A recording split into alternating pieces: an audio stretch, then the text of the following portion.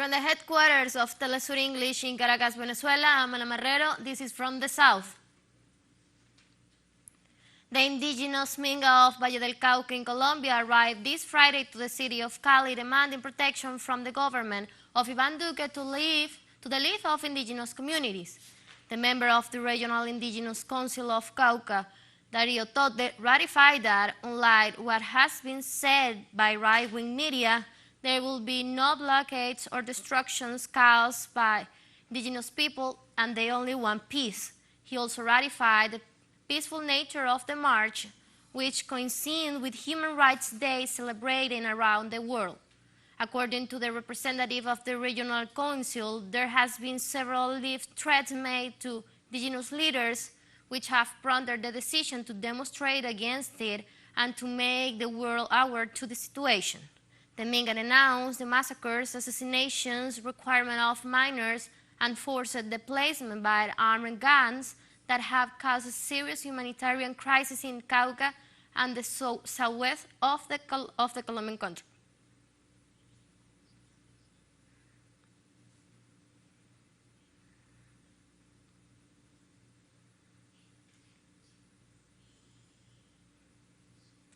In Paraguay, popular organizations are advancing in the national mobilization heading to Asunción to demand that the government stop the displacement, the incitement, and the immediate release of all social and political prisoners.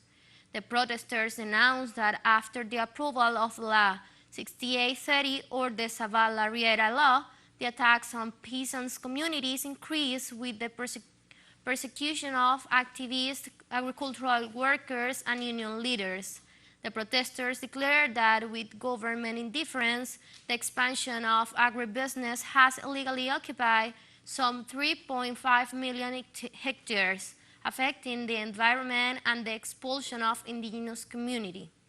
The peasants, after declaring themselves in permanent strike, pointed out that measures taken by the opposition senators are insufficient in view of the severity of the situation.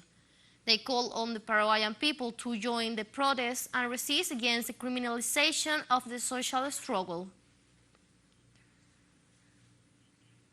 On Thursday, the foreign minister of Nicaragua announced that Nicaragua is breaking diplomatic relations with Taiwan and ceased to have any contact or official relationship.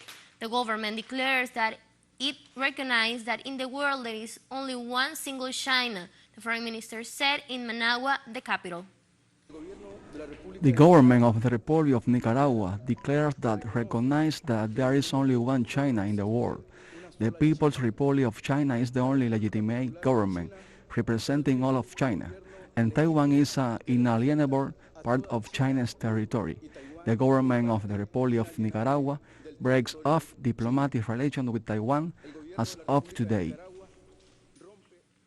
Foreign Minister of China Wang Wenbin added that no forces can stop the international recognition of Beijing's One China principle after Nicaragua switched from Taiwan, leaves self-ruling island with just 14 diplomat allies. China welcomes the political decision made by the Nicaraguan government to break diplomatic relations with Taiwan and restore diplomatic relations with People's Republic of China. Nicaragua has thus become the 181st country to establish normal diplomatic relations with China.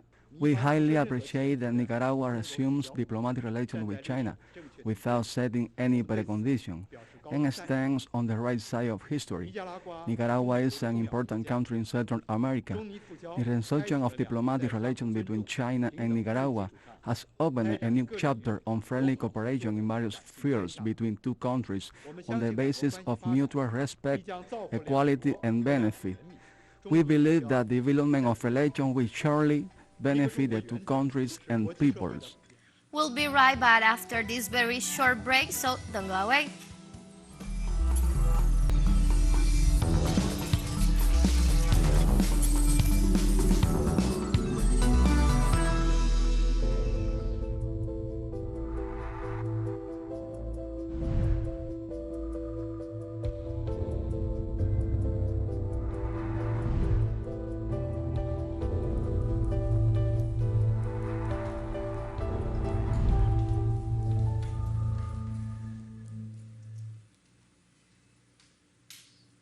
The World Health Organization warned against renewed hoarding of vaccines by wealthy countries as the new Omicron coronavirus variant spread across the globe. Although the numbers of doses being delivered to lower-income countries through the COVAX vaccine sharing program has increased in recent months, there is a good chance that richer countries will return to reduce the supply of jabs to ramp up their own booster programs. According to the Vaccines Alliance Gavi, COVAX has shipped more than 600 million doses of vaccines to more than 100 countries or territories since February. A key problem for COVAX has been wealthy countries donating COVID-19 vaccines with a relatively short shelf life, while nothing that wasted rates were also high in some wealthy countries.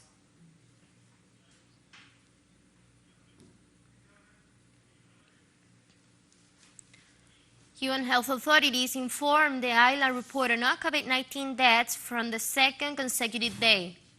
The Ministry of Public Health also recorded 81 new cases of infection in the past 24 hours, raising its total caseload to more than 900,000 and its pandemic death toll to more than 8,000. In its daily report, the ministry said 400 COVID-19 patients were hospitalized, lowest figures in recent months. The province of Holguin had the highest number of daily cases with 20, followed by Las Tunas with 13 and Villa Clara with 11.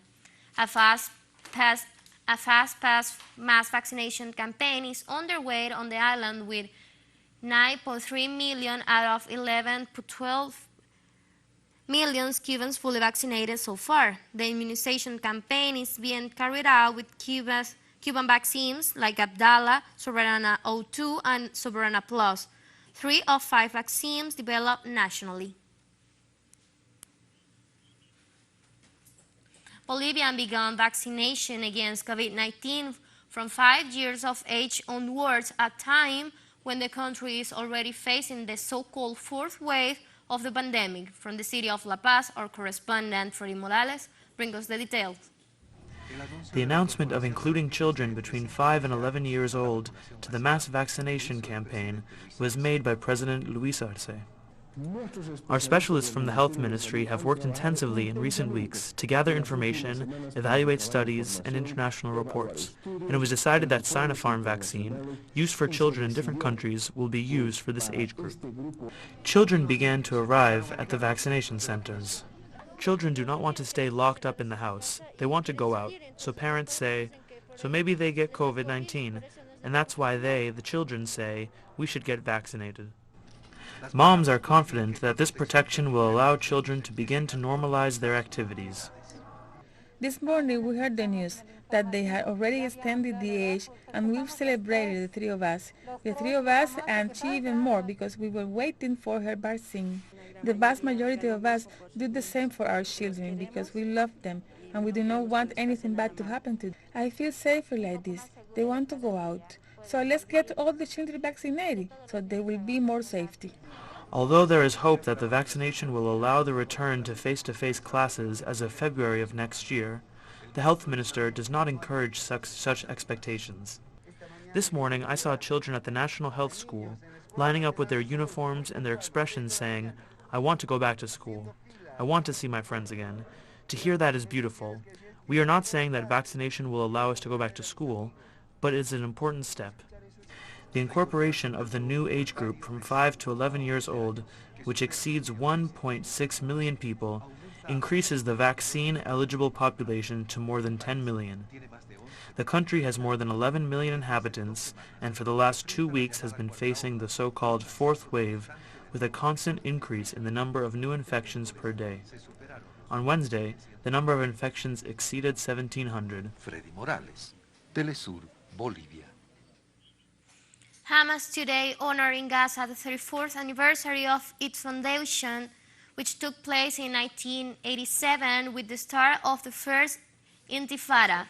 Local sources reported that due to the serious economic crisis following the fighting last May, which caused considerable damage, the central demonstration in the main source of Gaza, where in the past more than 100,000 people gathered, has now been cancelled. This year, Hamas instead asked supporters to organize marches after Friday prayers in mosques.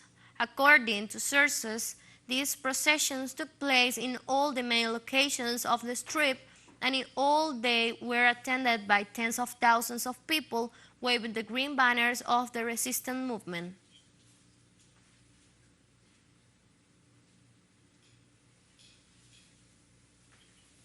On Friday, the High Court of Justice in London approved extraditing the Australian journalist Julian Assange to the United States.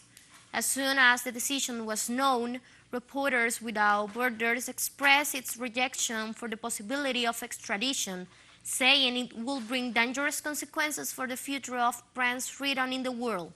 Two appeal judges upset U.S.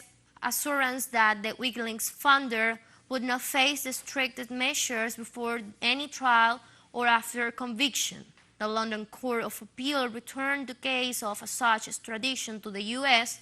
to a lower court in Manchester, while the WikiLeaks founder remains in character. However, Assange's defense still has the right to challenge the verdict by filing an appeal. Yet the High Court decided against Julian on this occasion on the basis of political assurances, non-assurances that the US has given to the UK government. I say non-assurances. Amnesty International says non-assurances. Amnesty International has analyzed these assurances and have said that they are inherently unreliable. He has been detained since the 7th of December 2010 in one form or another, 11 years. For how long can this go on? Today is International Human Rights Day.